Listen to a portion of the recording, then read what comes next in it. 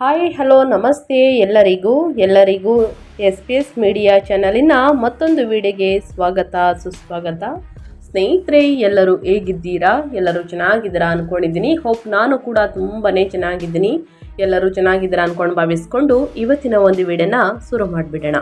ಇವತ್ತಿನ ಒಂದು ವಿಡಿಯೋದಲ್ಲಿ ಮಕರ ರಾಶಿಯವರಿಗೆ ಈ ತಿಂಗಳ ಭವಿಷ್ಯ ಏಪ್ರಿಲ್ 25ರಿಂದ ಏನೆಲ್ಲ ಬದಲಾವಣೆಯನ್ನು ಶನಿ ಪವಾಡದಿಂದ ನೋಡಲಿದ್ದೀರಿ, ಯಾವುದರ ಬಗ್ಗೆ ಮುನ್ನೆಚ್ಚರಿಕೆಗಳನ್ನು ತೆಗೆದುಕೊಳ್ಬೇಕು ಮಕರ ರಾಶಿಯವರು ಅನ್ನೋದನ್ನ ಕಂಪ್ಲೀಟ್ ಆಗಿ ಇದೇ ವಿಡಿಯೋದಲ್ಲಿ ತಿಳಿಸ್ಕೊಡ್ತಾ ಹೋಗ್ತೀನಿ. ಇದನ್ನೆಲ್ಲ ತಿಳ್ಕೋಬೇಕು, ಸಣ್ಣ ಪುಟ್ಟ ಪರಿಹಾರಗಳನ್ನೆಲ್ಲ ಫಾಲೋ ಅಪ್ ಮಾಡಬೇಕು ಅಂದರೆ ಎಲ್ಲೂ ಕೂಡ ವಿಡಿಯೋನ ಸ್ಕಿಪ್ ಮಾಡಬಾರ್ದು. ಅಂದರೆ ವಿಡಿಯೋನ ಕಟ್ ಮಾಡಿ ಓಡಿಸ್ಕೊಂಡು ಹೋಗಿ ನೋಡ್ತೀನಿ, ಫುಲ್ ಇನ್ಫಾರ್ಮೇಶನ್ ಅರ್ಥ ಆಗಲ್ಲ ಸ್ನೇಹಿತರೆ.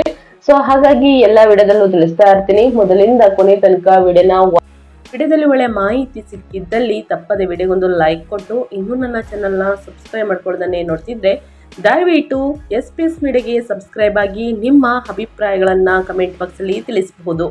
ಯಾರೆಲ್ಲ ಸಬ್ಸ್ಕ್ರೈಬ್ ಮಾಡಿಕೊಂಡು ಪ್ರತಿನಿತ್ಯ ವಿಡಿಯೋ ವಾಚ್ ಮಾಡ್ತಿದ್ದೀರಾ ಅಂಥವರಿಗೆ ಥ್ಯಾಂಕ್ ಯು ಸೋ ಮಚ್ ಅಂತ ಹೇಳ್ತಾ ವಿಡಿಯೋದ ಕಡೆ ಗಮನ ಕೊಟ್ಬಿಡೋಣ. ಹೌದು ಸ್ನೇಹಿತರೆ, ಈ ತಿಂಗಳಲ್ಲಿ ಮಕರ ರಾಶಿಯವರಿಗೆ 25ನೇ ತಾರೀಕಿಂದ ಸಾಕಷ್ಟು ಬದಲಾವಣೆ ಅಂತಲೇ ಹೇಳ್ಬೋದು. ಇದಕ್ಕೆಲ್ಲ ಕಾರಣ ಗ್ರಹಗಳ ಸಂಚಾರ ಮತ್ತು ಗ್ರಹಗಳ ಸ್ಥಾನ ಬದಲಾವಣೆ, ಅದರಿಂದಾಗುವಂತಹ ಪ್ರಭಾವಗಳನ್ನು ಮಕರ ರಾಶಿಯವರು ನೋಡಲಿದ್ದೀರಿ. ನಿಮ್ಮ ವ್ಯಾಪಾರದಲ್ಲಿ, ವ್ಯವಹಾರದಲ್ಲಿ, ಹಣಕಾಸಿನಲ್ಲಿ, ವೃತ್ತಿ ಜೀವನದಲ್ಲಿ, ಉದ್ಯೋಗದಲ್ಲಿ, ನಿಮ್ಮ ಭವಿಷ್ಯದ ಬಗ್ಗೆ, ಒಟ್ಟಾರೆಯಾಗಿ ನಿಮ್ಮ ಹೆಲ್ತ್ ಬಗ್ಗೆ ಏನೆಲ್ಲ ಬದಲಾವಣೆಯನ್ನು ಗ್ರಹಗಳು ಸೂಚಿಸಲಿದೆ, ಯಾವುದರ ಬಗ್ಗೆ ಮುನ್ನೆಚ್ಚರಿಕೆಗಳನ್ನು ತೆಗೆದುಕೊಳ್ಬೇಕು ಅನ್ನೋದನ್ನ ಕಂಪ್ಲೀಟ್ ಆಗಿ ತಿಳಿಸ್ಕೊಡ್ತೀನಿ. ಇದನ್ನೆಲ್ಲ ತಿಳ್ಕೊಬೇಕು ಅಂದರೆ ಎಲ್ಲೂ ಕೂಡ ವಿಡಿಯೋನ ಸ್ಕಿಪ್ ಮಾಡಬಾರ್ದು. ಕಟ್ ಮಾಡಿ ಓಡಿಸ್ಕೊಂಡು ಹೋಗಿ ನೋಡ್ತೀನಿ ಅಂದರೆ ಫುಲ್ ಇನ್ಫಾರ್ಮೇಷನ್ ಅರ್ಥ ಆಗಲ್ಲ. ಸೊ ಹಾಗಾಗಿ ಎಲ್ಲ ವಿಡಿಯೋದಲ್ಲೂ ಪ್ರತಿಯೊಂದು ವಿಡಿಯೋದಲ್ಲೂ ತಿಳಿಸ್ತಾ ಇರ್ತೀನಿ. ಮೊದಲಿಂದ ಕೊನೆ ತನಕ ವಿಡಿಯೋನ ವಾಚ್ ಮಾಡಿ. ವಿಡಿಯೋಗೆ ಇನ್ನೂ ಲೈಕ್ ಮಾಡ್ದೇ ನೋಡ್ತಿದ್ರೆ ದಯವಿಟ್ಟು ಲೈಕ್ ಮಾಡಿ. ಈ ಅದೃಷ್ಟ ರಾಶಿ ನಿಮ್ಮ ಕುಟುಂಬದಲ್ಲಿ ಅಥವಾ ನಿಮ್ಮ ಸ್ನೇಹಿತರಲ್ಲಿ, ನಿಮ್ಮ ಹಿತೈಷಿಗಳು ಯಾರೇ ಆಗಿದ್ರೂ ಕೂಡ ಅವ್ರಿಗೆ ವಿಡಿಯೋವನ್ನು ಶೇರ್ ಮಾಡಿ. ನಿಮ್ಮ ಕಡೆಯಿಂದ ಅದೃಷ್ಟದ ಭವಿಷ್ಯವನ್ನು ಅವರು ಕೂಡ ತಿಳ್ಕೊಂಡಂಗಾಗುತ್ತೆ.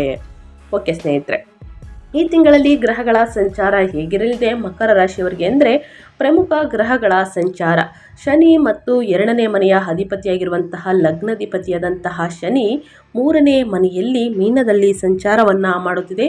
ಅಪಾರ ಧೈರ್ಯ, ಆತ್ಮವಿಶ್ವಾಸ, ಒಡ ಹುಟ್ಟಿದವರೊಂದಿಗೆ ಸ್ನೇಹಿತರೆ ವ್ಯವಹಾರಗಳು, ಸ್ಥಿರ ಆಲೋಚನೆ ಅಂತಲೇ ಹೇಳಬಹುದು. ಸೊ ಹಾಗಾಗಿ ಸ್ನೇಹಿತರೆ, ಶನಿ ಗ್ರಹದಿಂದ ಏನೆಲ್ಲ ಬದಲಾವಣೆಯನ್ನು ನೋಡಲಿದ್ದೀರಿ ಅನ್ನೋದನ್ನ ಒಟ್ಟಾರೆಯಾಗಿ ತಿಳಿಸ್ಕೊಟ್ಟಿದ್ದೀನಿ. ಇನ್ನು ಮುಂದಿನ ಗ್ರಹ ಬಂದು ಸ್ನೇಹಿತರೆ ಮಂಗಳ. 4 ಮತ್ತು 11ನೇ ಮನೆಯ ಅಧಿಪತಿಯಾಗಿರುವ ಮಂಗಳ 3ನೇ ಮನೆಯಲ್ಲಿ ಮೀನದಲ್ಲಿ ಸಂಚಾರವನ್ನು ಮಾಡುತ್ತಿದೆ. ಇದರ ಪ್ರಭಾವ ಹೇಗಿರಲಿದೆ ಅಂದರೆ, ಸ್ವಪ್ರಯತ್ನದ ಮೂಲಕ ಲಾಭಗಳು, ಪ್ರಯಾಣಗಳು, ಉಗ್ರಹ ದೃಢ ನಿಶ್ಚಯ, ನೆರೆಹೊರೆಯವರಿಂದ ವಾದ ವಿವಾದಗಳು, ಮನಸ್ತಾಪಗಳು, ಜಗಳಗಳು ಉಂಟಾಗಲಿದೆ. ಇನ್ನು ಬುಧ ಮತ್ತು 9ನೇ ಮನೆಯ ಅಧಿಪತಿಯಾಗಿರುವಂತಹ ಬುಧ ಸ್ನೇಹಿತರೆ, ಅದರ ಪ್ರಭಾವ ಹೇಗಿರಲಿದೆ ಅಂತಂದರೆ, ಸಾಕಷ್ಟು ಬದಲಾವಣೆಯನ್ನು ಬುಧ ಗ್ರಹ ನೀಡಲಿದೆ. ಸಂವಹನದಲ್ಲಿ ಅಂತರ ಅಂದರೆ ಕಮ್ಯುನಿಕೇಷನ್ ಗ್ಯಾಪ್, ಬಂಧನಗಳ ವಿಳಂಬ, ಪ್ರಯಾಣದ ಸಮಯದಲ್ಲಿ ಎಚ್ಚರಿಕೆ ಅಗತ್ಯ. 3ನೇ ಮನೆಯಲ್ಲಿ ನೀಚ ಸ್ಥಿತಿಯಲ್ಲಿ ಬುಧ ಸಂಚಾರವನ್ನು ಮಾಡುತ್ತಿದೆ. ಇನ್ನು ಸೂರ್ಯ 8ನೇ ಮನೆಯಲ್ಲಿ ಸ್ನೇಹಿತರೆ, ಸಾಕಷ್ಟು ಸಂಚಾರವನ್ನು ಮಾಡುವ ಸೂರ್ಯ 8ನೇ ಮನೆಯ ಅಧಿಪತಿ 4ನೇ ಮನೆಯಲ್ಲಿ ಉಚ್ಚ ಸ್ಥಿತಿಯಲ್ಲಿ ಸಂಚಾರವನ್ನು ಮಾಡುತ್ತಿದೆ. ಸ್ನೇಹಿತರೆ, ಮನೆಯಲ್ಲಿ ಹಠಾತ್ ಬದಲಾವಣೆಗಳು, ತಾಯಿಯ ಆರೋಗ್ಯದ ಸಮಸ್ಯೆಗಳು, ಪಿತ್ರಾರ್ಜಿತ ಆಸ್ತಿಯಿಂದ ಧನಲಾಭ ಅಂತಲೇ ಹೇಳಬಹುದು. ಒಟ್ಟಾರೆಯಾಗಿ ಹೇಳಬೇಕು ಅಂತಂದರೆ, ಸಾಕಷ್ಟು ಗ್ರಹಗಳ ಸಂಚಾರ ಮತ್ತು ಗ್ರಹಗಳ ಸ್ಥಾನ ಬದಲಾವಣೆಯಿಂದನೇ ಒಂದಲ್ಲ ಒಂದು ರೀತಿಯಲ್ಲಿ ಪರಿಹಾರಗಳನ್ನು ನೋಡಬಹುದು, ಒಂದಲ್ಲ ಒಂದು ರೀತಿಯಲ್ಲಿ ಪ್ರಭಾವವನ್ನು ಬೀರಲಿದೆ.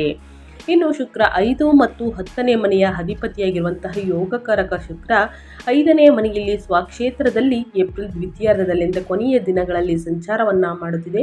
ಇದರ ಪ್ರಭಾವ ಹೇಗಿರಲಿದೆ ಅಂದರೆ, ಕೆಲಸದಲ್ಲಿ ಪ್ರತಿಭೆಯ ಮನ್ನಣೆ, ಹೆಚ್ಚಿನ ಸೃಜನಶೀಲತೆ, ಮಕ್ಕಳಿಂದ ಸಂತೋಷ, ಪ್ರೀತಿಯಲ್ಲಿ ಯಶಸ್ಸು ಅಂತಲೇ ಹೇಳಬಹುದು. ಇದು ಗ್ರಹಗಳ ಸಂಚಾರ ಮತ್ತು ಗ್ರಹಗಳ ಸ್ಥಾನ ಬದಲಾವಣೆಯಿಂದ ಒಂದಲ್ಲ ಒಂದು ರೀತಿಯಲ್ಲಿ ಸ್ನೇಹಿತರೆ ಪ್ರಭಾವವನ್ನು ಬೀರಲಿದೆ.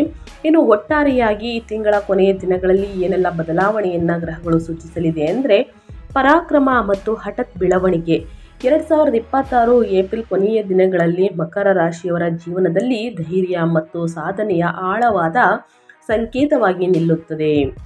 ನಿಮ್ಮ ಲಗ್ನಾಧಿಪತಿಯಾದ ಶನಿಯು ನಿಮ್ಮ ಮೂರನೇ ಮನೆಯಲ್ಲಿ ಅಂದರೆ ಧೈರ್ಯದ ಮನೆಯಲ್ಲಿ ಸ್ನೇಹಿತರೆ ಮತ್ತು ಉಪಕ್ರಮಗಳ ಮನೆಯಲ್ಲಿ ಮೀನರಾಶಿಯಲ್ಲಿ ಪ್ರಬಲವಾಗಿ ಸ್ಥಾನ ಪಡೆದಿದ್ದಾನೆ. ಏಪ್ರಿಲ್ 25ರಂದು 11ನೇ ಅಧಿಪತಿಯಾದಂತಹ ಮಂಗಳನು ಅವನೊಂದಿಗೆ ಸೇರುವುದರಿಂದ ನಿಮ್ಮ ಕಠಿಣ ಪರಿಶ್ರಮ ಅಂದರೆ ಹಠಮಾರಿ ದೃಢ ನಿಶ್ಚಯದ ಮೂಲಕ ನೀವು ಅತ್ಯಂತ ಕಷ್ಟಕರವಾದಂತಹ ಮತ್ತು ಅಸಾಧ್ಯವೆಂದು ತೋರುವಂತಹ ಕಾರ್ಯಗಳನ್ನು ಸಹ ಸಾಧಿಸಲಿದ್ದೀರಿ. ಇನ್ನು ಪ್ರಬಲವಾದಂತಹ ಸಂವಹನ ಅಂದರೆ ಕಮ್ಯುನಿಕೇಷನ್ ಮತ್ತು ಪ್ರಯಾಣಗಳ ಮೂಲಕ ಯಶಸ್ಸು ಪ್ರಾಥಮಿಕವಾಗಿ ಸಾಧಿಸಲ್ಪಡುತ್ತವೆ.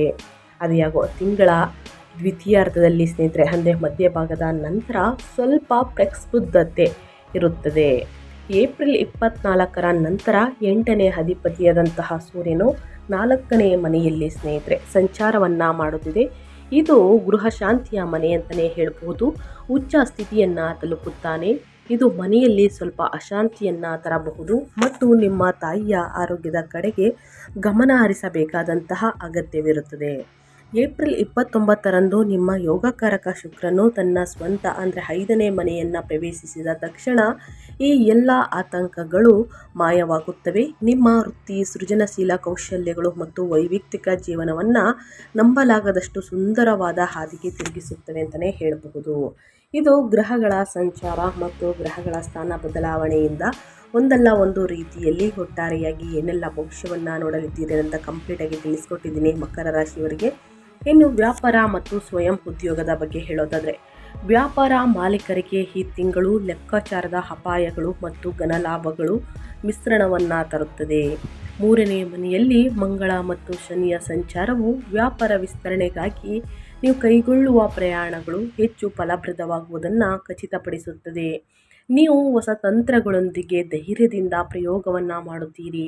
11ನೇ ಲಾಭಾಧಿಪತಿಯಾದಂತಹ ಮಂಗಳ ಪ್ರಬಲನಾಗಿರುವುದರಿಂದ ನಿಮ್ಮದೇ ಆದಂತಹ ನವೀನ ಆಲೋಚನೆಗಳು ಸ್ನೇಹಿತರೆ ನಿಮ್ಮ ವ್ಯಾಪಾರವನ್ನು ಲಾಭದಾಯಕ ಹಾದಿಯಲ್ಲಿ ದೃಢವಾಗಿ ಇರಿಸುತ್ತವೆ.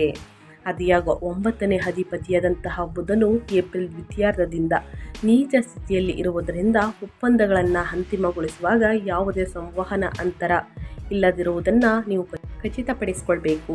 ಏಪ್ರಿಲ್ 29ರ ನಂತರ ಶುಕ್ರನು ತನ್ನ ಸ್ವಂತ ರಾಶಿಗೆ ಅಂದರೆ ಋಷಭಕ್ಕೆ ಪ್ರವೇಶಿಸುವುದರಿಂದ ಸೃಜನಶೀಲ ಕ್ಷೇತ್ರಗಳು, ವಿನ್ಯಾಸ, ವಾಸ್ತುಶಿಲ್ಪ ಮತ್ತು ಈವೆಂಟ್ ಮ್ಯಾನೇಜ್ಮೆಂಟ್ನಲ್ಲಿ ಇರುವವರ ಮೇಲೆ ಸಂಪತ್ತಿನ ಮಳೆಯಾಗುವುದು. ಈ ನಿರ್ದಿಷ್ಟ ವಿಂಡೋದಲ್ಲಿ ಷೇರು ಮಾರುಕಟ್ಟೆ ಹೂಡಿಕೆಗಳು ಸಹ ಹೆಚ್ಚು ಲಾಭದಾಯಕವಾಗಿರುತ್ತದೆ. ಸ್ಟಾಕ್ ಮಾರ್ಕೆಟ್ ಇನ್ವೆಸ್ಟ್ಮೆಂಟ್ ಸ್ನೇಹಿತರೆ ಸಾಕಷ್ಟು ಲಾಭ ನೀಡಲಿದೆ ಅಂತಲೇ ಹೇಳಬಹುದು.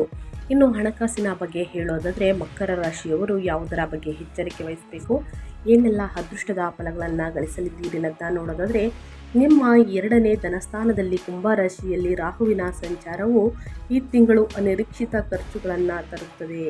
ನೀವು ಎಷ್ಟೇ ಗಳಿಸಿದರೂ ಹಣವನ್ನು ಉಳಿಸಿಕೊಳ್ಳುವುದು ಕಷ್ಟವಾಗಬಹುದು. ಎಲ್ಲ ಆರ್ಥಿಕ ವ್ಯವಹಾರಗಳಲ್ಲಿ ನಿಮ್ಮ ಮಾತಿಗೆ ಬದ್ಧರಾಗಿರುವುದು ಸಹ ನಿರ್ಣಾಯಕವಾಗಿದೆ. ಅದಾಗೋ ಏಪ್ರಿಲ್ 14ರಂದು ಕಾಸ್ಮಿಕ್ ಅಲೆಗಳು ನಿಮ್ಮ ಪರವಾಗಿ ತಿರುಗುತ್ತವೆ ಅಂತಲೇ ಹೇಳಬಹುದು. 4ನೇ ಮನೆಯಲ್ಲಿ 8ನೇ ಅಧಿಪತಿಯಾದಂತಹ ಸೂರ್ಯನು ಉಚ್ಚ ಸ್ಥಿತಿಯನ್ನು ತಲುಪುವುದು ವಿಮಾ ಪಾವತಿಗಳು, ಹಳೆಯ ಬಾಕಿಗಳ ವಸೂಲಿ ಅಥವಾ ಪಿತ್ರಾರ್ಜಿತ ಆಸ್ತಿಗಳ ಇತ್ಯರ್ಥದ ಮೂಲಕ ಹಠಾತ್ ಆರ್ಥಿಕ ಲಾಭಗಳನ್ನು ತರುತ್ತದೆ.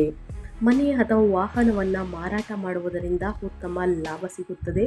ಏಪ್ರಿಲ್ 29ರ ನಂತರ 5ನೇ ಮನೆಯ ಶುಕ್ರನು ಷೇರುಗಳು ಮತ್ತು ಬುದ್ಧಿವಂತ ಹೂಡಿಕೆಗಳ ಮೂಲಕ ಅದೃಷ್ಟವನ್ನು ತರುತ್ತಾನೆ ಅಂತಲೇ ಹೇಳಬಹುದು.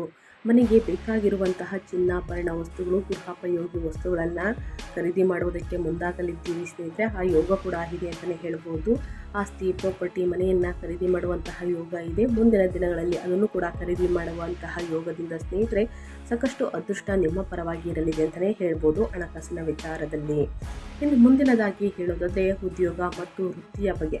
ನಿಮ್ಮ ಕೆರಿಯರಲ್ಲಿ ಏನೆಲ್ಲ ಬದಲಾವಣೆಯನ್ನು ಗ್ರಹಗಳು ಸೂಚಿಸಲಿದೆ, ಯಾವುದರ ಬಗ್ಗೆ ಎಚ್ಚರಿಕೆ ವಹಿಸಬೇಕು ಮಕರ ರಾಶಿಯವರು ಅನ್ನೋದಾದರೆ, ನಿಮ್ಮ ಲಗ್ನಾಧಿಪತಿಯಾದ ಶನಿಯು 3ನೇ ಮನೆಯಲ್ಲಿ ಪ್ರಬಲವಾಗಿ ನೆಲೆಸಿರುವುದರಿಂದ ಕಚೇರಿಯಲ್ಲಿ ನಿಮ್ಮ ಕಠಿಣ ಪರಿಶ್ರಮಕ್ಕೆ ಮಿತಿಗಳಿರುವುದಿಲ್ಲ. ಏಪ್ರಿಲ್ ದ್ವಿತೀಯಾರ್ಧವು ಮಂಗಳನು ಸೇರುವುದರಿಂದ ನೀವು ಉಪಕ್ರಮವನ್ನು ತೆಗೆದುಕೊಳ್ಳುತ್ತೀರಿ ಮತ್ತು ನಿಮ್ಮ ಸಹೋದ್ಯೋಗಿಗಳಿಗಿಂತ ಮುಂಚಿತವಾಗಿ ಎಲ್ಲ ಜವಾಬ್ದಾರಿಗಳನ್ನು ಉತ್ಸಾಹದಿಂದ ಹೆಗಲಿಗೆ ಹಾಕಿಕೊಳ್ಳುತ್ತೀರಿ. ಕೆಲಸದ ಒತ್ತಡದ ಹೊರತಾಗಿಯೂ ಕೂಡ ನೀವು ದಣಿವರಿಯದೆ ಕೆಲಸವನ್ನು ಮಾಡುತ್ತೀರಿ, ಕಷ್ಟಪಟ್ಟು ಕೆಲಸವನ್ನು ಮಾಡುತ್ತೀರಿ. ಏಪ್ರಿಲ್ 24ರ ನಂತರ 8ನೇ ಅಧಿಪತಿಯಾದಂತಹ ಸೂರ್ಯನು 4ನೇ ಮನೆಯಲ್ಲಿ ಉಚ್ಚನಾಗುತ್ತಾನೆ ಮತ್ತು ನಿಮ್ಮ 10ನೇ ಮನೆಯ ಅಂದರೆ ಕರ್ಮದ ಮನೆಯ ಮೇಲೆ ನೇರ ದೃಷ್ಟಿಯನ್ನು ಬೀರುತ್ತಾನೆ. ಇದು ನಿಮ್ಮ ವೃತ್ತಿಪರ ಜೀವನದಲ್ಲಿ ಹಠಾತ್ ವರ್ಗಾವಣೆ ಅಥವಾ ನಿಮ್ಮ ಮೇಲೆ ಮೇಲಧಿಕಾರಿಗಳು ಸ್ನೇಹಿತರೆ ಬದಲಾವಣೆಯಂತಹ ಅನಿರೀಕ್ಷಿತ ಬದಲಾವಣೆಗಳನ್ನು ಪ್ರಚೋದಿಸಬಹುದು. ಆದರೆ ಹೆದರುವ ಅಗತ್ಯವಿಲ್ಲ. ಏಪ್ರಿಲ್ 29ರಂದು ನಿಮ್ಮ 10ನೇ ಕರ್ಮಾಧಿಪತಿಯಾದಂತಹ ಶುಕ್ರ 5ನೇ ಮನೆಯಲ್ಲಿ ಅಪಾರ ಶಕ್ತಿಯನ್ನು ಪಡೆಯುತ್ತಾನೆ. ಇದು ನಿಮ್ಮ ಬುದ್ಧಿಶಕ್ತಿ ಮತ್ತು ಕಾರ್ಯವಿಧಾನವು ನಿಮ್ಮ ಆಡಳಿತ ಮಂಡಳಿಯನ್ನು ಬೆರಗುಗೊಳಿಸುವಂತೆ ಮಾಡುತ್ತದೆ.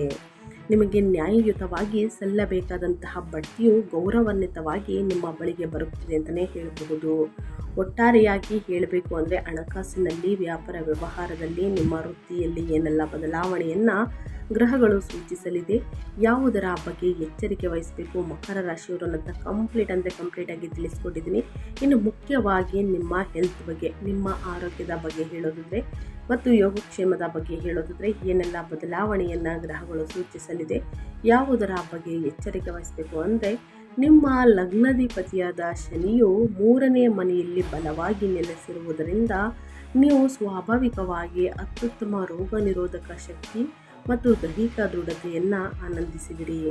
ಅದ್ಯಾಗೋ ನಿಮ್ಮ 6ನೇ ಮನೆ ಅಂದರೆ ರೋಗದ ಮನೆಯಲ್ಲಿ ಮಿಥುನದಲ್ಲಿ ಗುರುವಿನ ಸಂಚಾರವು ಕೊಲೆಸ್ಟ್ರಾಲ್ನಲ್ಲಿ ಸಣ್ಣ ಏರಿಕೆಗೆ ಕಾರಣವಾಗಬಹುದು ಅಥವಾ ಸಣ್ಣ ಯಕೃತ ಮತ್ತು ಜೀರ್ಣಕಾರಿ ಸಮಸ್ಯೆಗಳನ್ನು ಸ್ನೇಹಿತರೆ ಡೈಜೆಸ್ಟಿವ್ ಇಶ್ಯೂಗಳನ್ನು ತರಬಹುದು, ಲಿವರ್ ಪ್ರಾಬ್ಲಮ್ ಬರಬಹುದು. ಸೊ ಹಾಗಾಗಿ ಚೆನ್ನಾಗಿ ನೀರನ್ನು ಕುಡಿಯುವುದನ್ನು ಅಭ್ಯಾಸವನ್ನು ಮಾಡಿಕೊಳ್ಳಿ. ಇನ್ನು ಏಪ್ರಿಲ್ 24ರ ನಂತರ ಸೂರ್ಯನು 4ನೇ ಮನೆಯಲ್ಲಿ ಉಚ್ಚನಾಗುತ್ತಿದ್ದಂತೆ ಎದೆ ಮತ್ತು ಹೃದಯಕ್ಕೆ ಸಂಬಂಧಿಸಿದ ವಿಷಯಗಳ ಬಗ್ಗೆ ನೀವು ಸ್ವಲ್ಪ ಎಚ್ಚರದಿಂದಿರಬೇಕು. ದೇಹದ ಅತಿಯಾದ ಉಷ್ಣತೆ, ಎಕ್ಸೆಸ್ ಬಾಡಿ ಹೀಟ್ ಮತ್ತು ರಕ್ತದೊತ್ತಡದಲ್ಲಿ ಅಂದರೆ BPಯಲ್ಲಿ ತಾತ್ಕಾಲಿಕ ಏರಿಕೆ ಕಂಡುಬರಬಹುದು. ಹೆಚ್ಚು ಮುಖ್ಯವಾಗಿ ಈ ಸಮಯದಲ್ಲಿ ನಿಮ್ಮ ತಾಯಿಯ ಆರೋಗ್ಯ ಮತ್ತು ಯೋಗಕ್ಷೇಮದ ಬಗ್ಗೆ ನೀವು ಹೆಚ್ಚಿನ ಗಮನ ಹರಿಸಬೇಕಾಗುತ್ತದೆ ಸ್ನೇಹಿತರೆ. ಒಟ್ಟಾರೆಯಾಗಿ ಹೇಳಬೇಕು ಅಂದರೆ ನಿಮ್ಮ ಹೆಲ್ತ್ ಬಗ್ಗೆ ಯಾವುದರ ಬಗ್ಗೆ ಎಚ್ಚರಿಕೆ ವಹಿಸಬೇಕು, ಏನೆಲ್ಲ ಅದೃಷ್ಟವನ್ನು ನೋಡಲಿದ್ದೀರಿ ಅನ್ನೋದನ್ನ ಮುಂಚಿತವಾಗಿ ತಿಳಿಸ್ಕೊಟ್ಟಿದ್ದೀನಿ ಸ್ನೇಹಿತರೆ. ಆ ವಿಚಾರದ ಬಗ್ಗೆ ಮಕರ ರಾಶಿಯವರು ಎಚ್ಚರಿಕೆ ವಹಿಸಿ ಅಂತ ಹೇಳ್ತಾ, ಇನ್ನು ಕುಟುಂಬ ಮತ್ತು ವೈಯಕ್ತಿಕ ಸಂಬಂಧಗಳ ಬಗ್ಗೆ ಹೇಳೋದಾದ್ರೆ ಗೃಹ ಶಾಂತಿಯ 4ನೇ ಮನೆಯಲ್ಲಿ ಉಚ್ಚ ಸೂರ್ಯನು 8ನೇ ಅಧಿಪತಿಯಾಗಿರುವಂತಹ ಉಚ್ಚ ಸೂರ್ಯನು ಸಂಚಾರವು ಮನೆಯಲ್ಲಿ ಗಮನಾರ್ಹವಾದ ನೆಮ್ಮದಿಯ ಕೊರತೆಯನ್ನು ಸ್ನೇಹಿತರೆ ಉಂಟು ಮಾಡುತ್ತದೆ. ಕುಟುಂಬದ ಸದಸ್ಯರ ನಡುವೆ ವಿಶೇಷವಾಗಿ ಹಿರಿಯರೊಂದಿಗೆ ಅಹಂಕಾರದ ಸಮಸ್ಯೆಗಳು ಇದ್ದಕ್ಕಿದ್ದಂತೆ ಉಲ್ಬಣಗೊಳ್ಳಬಹುದು. ಮನೆಯಲ್ಲಿ ಸಣ್ಣ ಬೆಂಕಿ ಅಥವಾ ವಿದ್ಯುತ್ ಅಪಘಾತಗಳ ಸಾಧ್ಯತೆ ಇದೆ. ಆದ್ದರಿಂದ ಮೂಲಭೂತ ಎಚ್ಚರಿಕೆ ಅತ್ಯಗತ್ಯ. ಆದರೆ ವೈಯಕ್ತಿಕ ಸಂಬಂಧಗಳ ವಿಷಯಕ್ಕೆ ಬಂದರೆ ಸ್ನೇಹಿತರೆ ಸಾಕಷ್ಟು ಬದಲಾವಣೆ ಅಂತಲೇ ಹೇಳ್ಬೋದು. ಏಪ್ರಿಲ್ 29ರಿಂದ ಪ್ರೀತಿ ಮತ್ತು ಮಕ್ಕಳ 5ನೇ ಮನೆಗೆ ಶುಕ್ರನು ಪ್ರವೇಶಿಸುವುದು ಅತ್ಯಂತ ಅದ್ಭುತ ಅಂತಲೇ ಹೇಳ್ಬೋದು. ಮಧುರ ಕ್ಷಣಗಳನ್ನು ನೋಡಲಿದ್ದೀರಿ.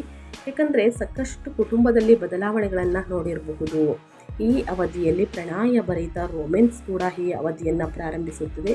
ಅವಿವಾಹಿತರಿಗೆ ಪ್ರೇಮ ಸಂಬಂಧಗಳು ಸುಂದರವಾಗಿ ಅರಳುತ್ತವೆ. ಗಂಡ ಮತ್ತು ಹೆಂಡತಿಯ ನಡುವೆ ಪ್ರಣಯ ಮತ್ತು ಪರಸ್ಪರ ಆಕರ್ಷಣೆ ಗಮನಾರ್ಹವಾಗಿ ಹೆಚ್ಚಾಗುತ್ತದೆ. ಇಲ್ಲಲ್ಲದೆ ಶೈಕ್ಷಣಿಕ ಅಥವಾ ಪಠ್ಯೇತರ ಚಟುವಟಿಕೆಗಳಲ್ಲಿ ನಿಮ್ಮ ಮಕ್ಕಳ ಪ್ರಗತಿಯು ನಿಮಗೆ ಅಪಾರ ಸಂತೋಷವನ್ನು ತರುತ್ತದೆ ಅಂತಲೇ ಹೇಳಬಹುದು.